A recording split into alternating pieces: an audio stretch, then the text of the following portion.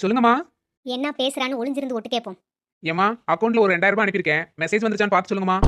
பாவி மகளே, அம்மைக்கு 2000 ரூபாய் அனுப்புறாளா மாசம் மாசம்?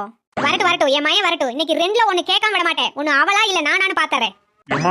ஏமா ஏன் கோவமா உட்கார்ந்திருக்கீங்க? அதுவா எல்லாம் உன் அருமை பொண்டாட்டி பண்ற காரியம் அப்படி. என்னாச்சுமா இன்னைக்குமா? உன் பொண்டாட்டி அவ அம்மாக்காரிக்கு மாசம் 2000 ரூபாய் அனுப்புறாளாமா. அது ஏதாச்சும் உனக்கு தெரியுமாடா? ஆமா, அதுக்கு என்ன, எனக்கு தெரியுமே. ஓ, அப்ப என்ன பார்த்தா பைத்தியக்காரி மாதிரி தெரியுதாடா உனக்கு உன் பொண்டாட்டிக்கு? உனக்கு இப்ப என்னதாமா பிரச்சனை? ஓ, அதானே பார்த்தேன். நான் பேசுறத ஒட்டு கேட்டுட்டு மயம் வந்தது பத்த வச்சிட்டு இருக்காளா மாமியாரு? ஆமா, நான் தெரியாம தான் கேக்குறேன். தங்கச்சி உனக்கு காசு அனுப்புறால? அது வந்து 4000 ரூபாய் கிட்ட அனுப்புறா. இப்ப அதுக்கு என்னடா? பாருமா, வேலைக்கு போகாத தங்கச்சியே அவ புருஷன் இருந்து வாங்கி உனக்கு 4000 ரூபாய் அனுப்புறா. ஓ, வேலைக்கு போற என் பொண்டாட்டி அவளை பெத்து வளர்த்தி படிக்க வச்சு ஆளாக்கி விட்ட அவங்க அப்பா அம்மாவுக்கு ஒரு 2000 ரூபாய் கொடுத்தனால என்னமா தப்பு? இது என்ன நியாயம்னு எனக்கு புரியல.